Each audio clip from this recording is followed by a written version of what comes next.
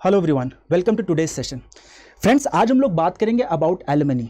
अब देखिए, जब हम लोग बात करते हैं एलिमनी की, तो एलिमनी के प्रोविजंस ओरिजिनली जब इंट्रोड्यूस किए गए थे तो इंटेंशन बहुत ही जेन्युइन था कि शादी में जो वीक स्पाउस है, वीक इन द सेंस जो फाइनेंशियली वीक है, अगर कोई सेपरेशन होता है तो उस सेपरेशन के दौरान उस वीक स्पाउस को फाइनेंशियली हेल्प कर दी जाए सो दैट वो वीक स्पाउस एक proper standard of living during the marriage और एक डिग्निफाइड लाइफ आफ्टर सेपरेशन जी पाए। और इसी में अगर हम लोग इंडियन सोसाइटी की बात करें, भारतीय समाज की बात करें, तो which is primarily a patriarchal society, तो यहाँ पे मोस्टली देखा गया है women are financially dependent on Indian man. तो यहाँ पे इंटेंशन क्या है? यहाँ पे इंटेंशन ये है कि अगर कोई डाइवोर्स होता है तो फीमेल्स को एक प्रॉपर कॉम्पनसेशन दिया जाए so that they are able to live a dignified life post marriage. तो इसी इंटेंशन से एलिमनी के प्रोविजंस लाए गए थे। लेकिन क्या एक नया ट्रेंड इमर्ज हो रहा है, एक नया ट्रेंड जहां पे एलिमनी के provisions, penal provisions are now being misused by the same womens against the men to harass them.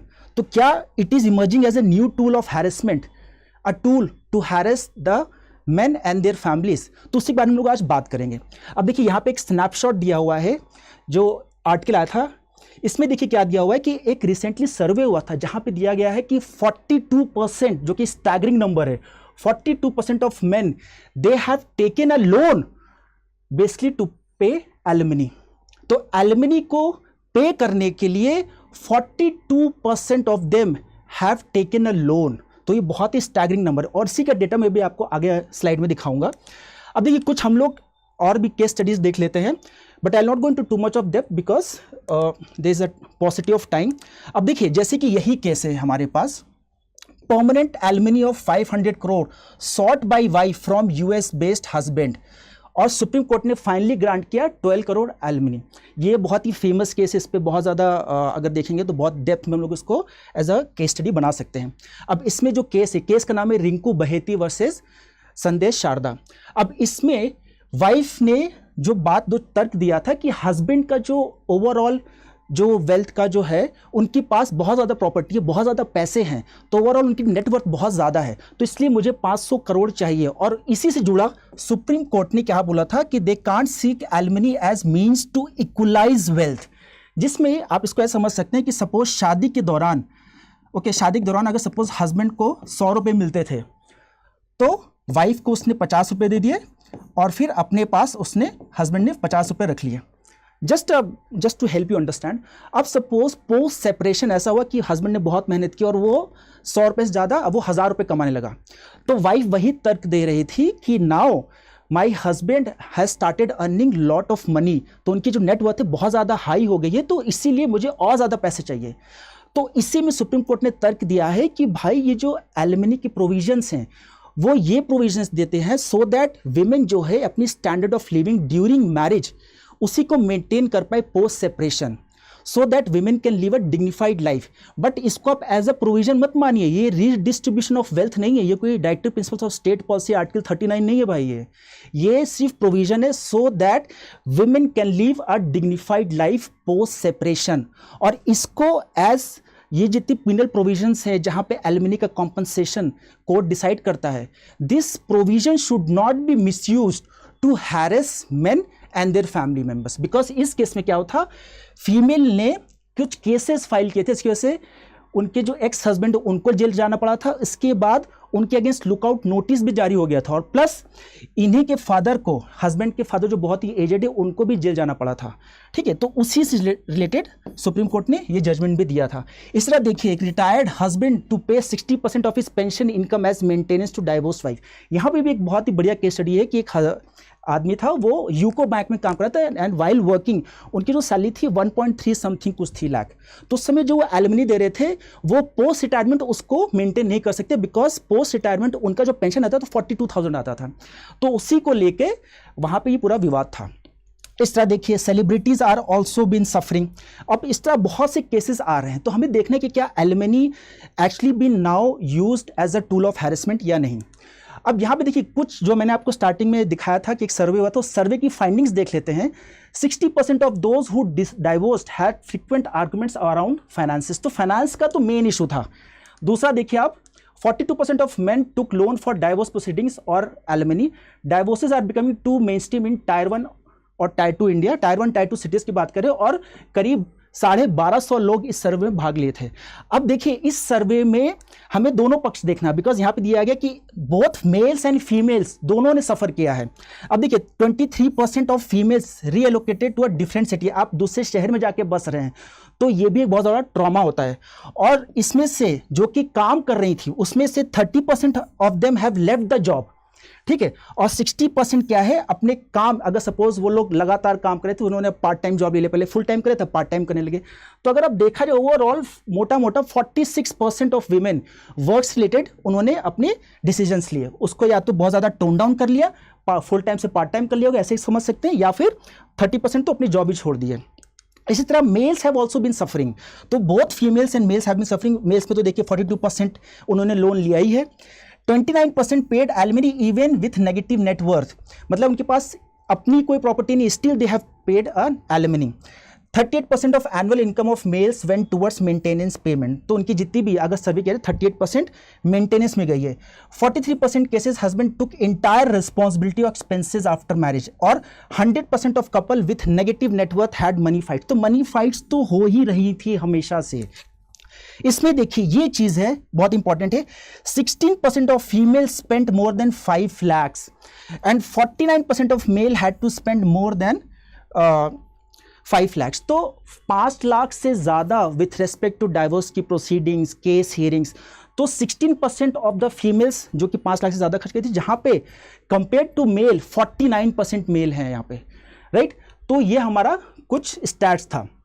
अब एलिमनी देखा जाए तो एलिमनी का कॉन्सेप्ट बेसिकली आया कहाँ से? जैसे मैंने आपको स्टार्टिंग बताया था कि alimony with a true intention देखा जाए तो शादी में जो वीकर स्पाउस है, कपल में जो वीकर स्पाउस है, जो कि फाइनेंशियली इमोशनली डिपेंडेंट है अपने बेटर हाफ पे, तो अगर कोई ऐसा डिफरेंसेस आता है उनके बीच शादी के दौरान जहाँ पे उनको सेपरेट होना ही होना है, डाइवोर्स होगा ही होगा, तो वहाँ पे जो वीकर स्पाउस है उनको कुछ कॉम्पनसेशन दे के उनको अलग किया जाए, सो दैट जो उनकी स्टैंडर्ड ऑफ लिविंग है वो उसको मेंटेन कर पाएँ और एक डिग्निफाइड लाइफ आगे जी पाएँ। और भारतीय समाज में मोस्टली देखा गया है कि फीमेल्स जिनकी लेबर फोर्स पार्टिसिपेशन रेट बहुत कम है, अराउंड 40%, मैं आपको आगे डेटा दिखाऊंगा, तो देखा गया है कि मोस्टली पैट्रियार्कल सोसाइटी में females are the dependent once.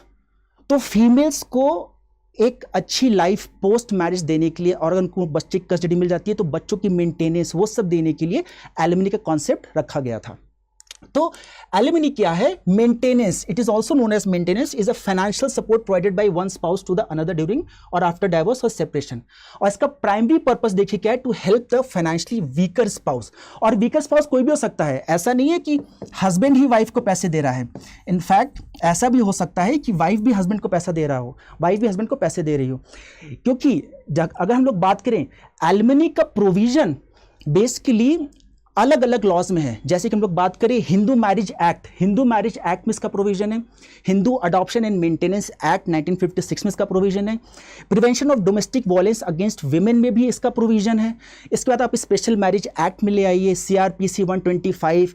मुस्लिम के जब पर्सनल लॉज हैं, क्रिश्चियन के अपने पर्सनल लॉज हैं, पारसी के अपने पर्सनल लॉज हैं। तो अलग अलग हर लॉ में, पर्सनल लॉज में इसका प्रोविजन है। इवन CRPC 125 में भी मेंटेनेंस ऑफ वीकर स्पाउस का है। तो अगर हम लोग बात करें, लेकिन जनरली हम जब बोलते हैं ना wife is giving money to husband, तो स्पेशली इन इंडियन सोसाइटी आप देखिए खुद कि ऐसा हम लोग मानते नहीं। मतलब बेसिकली बोला जाता है कि the male are the breadwinners, right. अगर male is a breadwinner तो it is obvious that they'll go and look for the work, they'll only go and do the work outside, और females जो है they'll be looking after the domestic work mostly, right। तो अगर ये ऐसा case है, बहुत ही रेयर केस होगा, और अगर ये ऐसा केस होगा भी तो मोस्टली ये अर्बन सेंट्रिक केस होगा। याद रखिए, मोस्टली ये अर्बन सेंट्रिक केस होगा, बिकॉज रूरल एरियाज में तो वीमेन को हमेशा दबा के रखा गया है, राइट। अब देखिए, जैसे मैं आपको बोला था कि हिंदू मैरिज एक्ट में इसके प्रोविजंस हैं, जैसे कि सेक्शन 24 में एक प्रोविजन है टेम्परेरी प्रोविजन। टेम्परेरी मतलब कि जैसे कि डाइवोर्स फाइल कर दिया, अब डाइवोर्स से लेकर टिल परमानेंट सेटलमेंट तक जो टेम्परेरी ट्रांजिएंट फेस होता है उसमें जो एक्सपेंसेस होते हैं वो बियर किए जाते हैं by the financially strong spouse. ठीक है, तो ये टेम्परेरी है, maintenance pendant light pending litigation. और दूसरा है सेक्शन 25 जो कि परमानेंट सेटलमेंट की बात करता है कि एक बार जब कोर्ट का फाइनल ऑर्डर आ गया तो आप एक लमसम अमाउंट देके फिर अलग हो जाते हैं। तो ये बेसिकली ये सब दोनों जो केसेस हैं इसमें भी आपको बहुत से प्रोविजंस मिल जाएंगे। जैसे कि अगर हम लोग बात करें कि आपको कुछ मॉनेटरी कॉम्पनसेशन देना है तो मॉनेटरी कॉम्पनसेशन कब तक देंगे, जब तक जो बेनिफिशरी है बेसिकली क्या कहते हैं, या जो बंदा है जो दूसरे पार्टी को पैसे दे रहा है तो बेसिकली वो कब तक जिंदा है, तो टिल द लाइफ। ठीक है, आप मरने के बाद तो किसी को पैसे नहीं दे पाएंगे। दूसरा क्या है कि अगर दूसरे बंदे ने जिसको कॉम्पनसेशन मिला है अगर उसने दोबारा शादी कर ली तब वहां तक तो इनको मॉनेटरी कॉम्पनसेशन मिलेगा, उसके बाद नहीं मिलेगा। राइट, अब हम लोग बात करेंगे, देखिए एलिमनी रिलेटेड सुसाइड, बिकॉज हम लोग बात करें is the tool of harassment, क्या ये टूल ऑफ हैरेसमेंट है कि नहीं है। तो देखिए इसमें कुछ एनसीआरबी का डेटा है, 8 साल का डेटा है, बहुत ही रिलेवेंट डेटा है। इसमें देखिए marriage related issues are the third most common cause. अभी जो मैरिज रिलेटेड इश्यूज है ना इसमें अगर आप देखेंगे responsible for 3.2% of total suicides among main and 9.66% among women.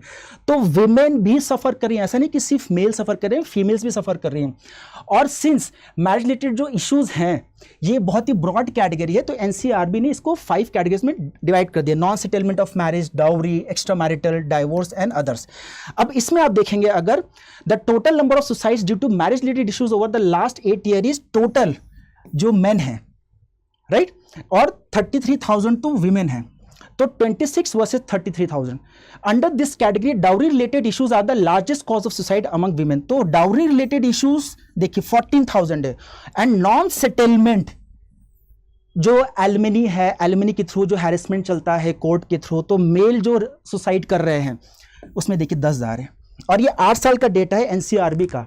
और इसमें आप बहुत सा केस स्टडी जैसे लगते हैं, अतुल सुहास का जो केस स्टडी हुआ था जो कि पूरे कलेक्टिव कॉन्शियस सोसाइटी को शेकन कर दिया था, तो वो सब आप यहाँ पे बता सकते हैं। अब देखिए इस alimony A new tool of harassment, ये क्वेश्चन हमें बेसिकली देखना है। तो इसमें बहुत लोग बोलते हैं भाई एलिमनी एक नया डाउरी है, alimony is a new kind of a dowry. अब देखिए आप एलिमनी को डाउरी से कंपेयर नहीं कर सकते।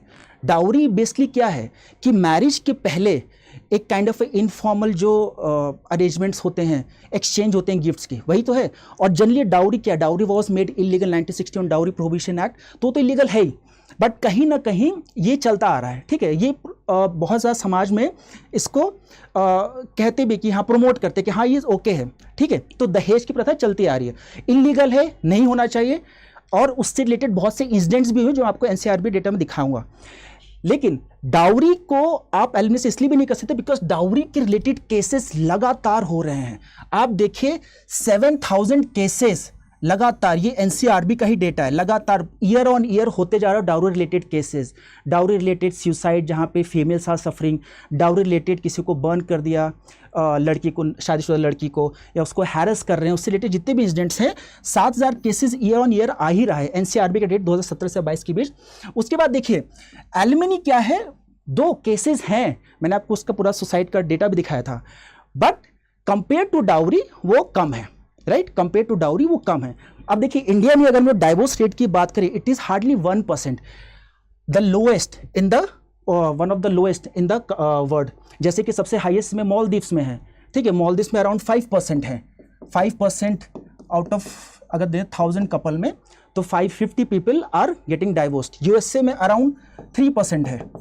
ठीक है, ऐसे हम लोग देख रहे हैं, लेकिन इंडिया में 1% है। अब 1% में भी कितने केसेस ऐसे हैं जहां पे एक्चुअली में हैरेसमेंट हो रहा है। ठीक है, हमें उसको भी देखना है।